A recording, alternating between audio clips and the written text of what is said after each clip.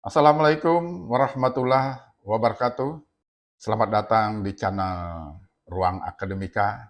Tema kita pada episode ini adalah mengenai pembacking tambang ilegal, polisi tembak polisi. Ini menarik para sahabat akademika. Beberapa waktu lalu ini sudah ramai dibicarakan di berbagai media massa. Jadi persoalan tambang ilegal ini, para sahabat akademika, sepertinya tidak pernah ada habis-habisnya. Hilang episode 1, muncul lagi episode berikutnya. Karena penanganannya yang tidak pernah tuntas, belum ke akarnya. Pada bulan November lalu, tepatnya Jumat 22 November 2024, dini hari, telah terjadi peristiwa berdarah yang dilakukan oleh AKP Dadang Iskandar. Nah, sekarang yang bersangkutan sudah diproses ya secara hukum terhadap komandannya sendiri, yaitu Kompol Anumerta Rianto Ulil, karena korban mengamankan pelaku tambang ilegal Galian C di Solok Selatan. Dilansir dari CNBC Indonesia tanggal 26 November 2024, penangkapan yang dilakukan oleh Kompol Rianto Ulil terhadap pelaku tambang ilegal tersebut membuat AKP Dadang Iskandar tidak senang. Akibatnya, pelaku melepaskan tembakan kepada korban. Nah, ketidaksenangannya itu ada apa di balik ketidaksenangan itu? Ya. Jadi sebetulnya adanya tambang ilegal tersebut telah merugikan negara, para sahabat akademika. Dan juga melanggar pasal 33 ayat 3 Undang-Undang Dasar 1945.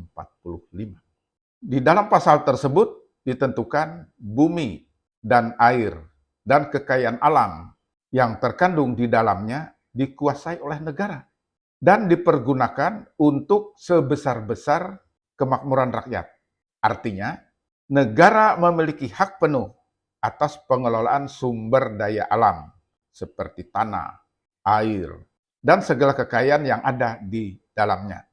Tujuan utama dari penguasaan itu adalah untuk sebesar-besarnya kemakmuran rakyat.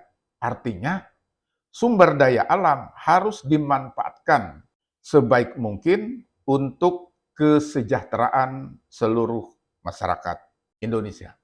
Terjadinya peristiwa berdarah tersebut sebagai akibat dari keterlibatan aparat yang membackingi tambang ilegal. Merujuk pada pendapat Stephen Bock bahwa tambang ilegal itu pada dasarnya masuk dalam apa yang disebutnya sebagai kriminal korporasi. Jadi korporasi jahat. Lalu menjadi aneh, pembacking tersebut mengabdikan dirinya kepada penambang ilegal, bukannya kepada negara dalam merawat amanat konstitusi pasal 33 ayat 3 Undang-Undang Dasar 1945 tersebut. Adanya pembikingan tambang ilegal itu, saya meyakini AKP Dadang Iskandar tidaklah sendirian. Pasti bersama yang lainnya. Para pelakunya bisa dikatakan itu terorganisasi. Kalau Dadang sendiri itu tidak akan terwujud tujuan ini. Tentu berjamaah ada teman-teman yang lainnya. Nah, ini tugas aparat ini untuk menyelidiki pemilik siapa saja yang terlibat di dalam pembikingan tambang ilegal tersebut. Terjadinya peristiwa tersebut, para sahabat akademika, sebenarnya negara juga telah dirugikan.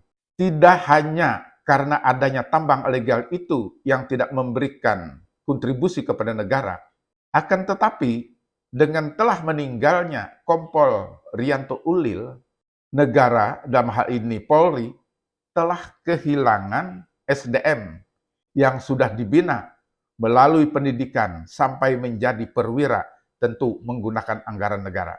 Dan ini prosesnya tentu tidak instan ya, melalui pendidikan dan sebagainya. Demikian juga dengan Dadang Iskandar, negara juga yang sudah membina sampai menjadi perwira dengan menggunakan anggaran negara. Namun yang terjadi, perwiraannya itu digunakan untuk mengabdi kepada penambang ilegal dan menembak komandannya karena menghalangi tujuannya. Jadi ini sangat kontradiksi. Seharusnya mengabdi kepada kepentingan negara, tapi ini mereka yang dibina atau dididik oleh lembaganya, dalam hal ini Polri, dengan menggunakan uang negara, tapi dimanfaatkan oleh penambang ilegal. Karena itu, dengan terjadinya pembekingan dan penembakan tersebut dapat menjadikan introspeksi dan evaluasi, terutama juga dalam hal penggunaan senjata api. Sepertinya begitu mudah untuk menembak baik sesama polisi maupun juga kepada anggota masyarakat, seperti yang terjadi baru-baru ini di Semarang. Evaluasi itu menjadi penting. Tujuannya apa? Untuk mencegah agar tidak berulang dadang lainnya. Selain itu juga, mereka dalam menjalankan tugas tidak diselimuti oleh rasa was-was. Jangan-jangan nanti ada teman, ada anggota yang tidak senang. Dengan mudah nantinya akan menggunakan senjata untuk menghabisi teman kerjanya. Belajar dari kasus tersebut, para sahabat Anemika, maka berantaslah habis tambang-tambang ilegal. Karena di Indonesia ini ribuan penambang ilegal itu. Nah, ini yang harus diberantas sampai ke akar-akarnya. Demikian juga dengan mereka yang ada di balik penambang ilegal. Sehingga sumber daya alam tidak lagi dapat dinikmati oleh para kriminal korporasi. Demikian yang dapat saya sampaikan, kurang lebihnya mohon maaf. Wassalamualaikum warahmatullahi wabarakatuh.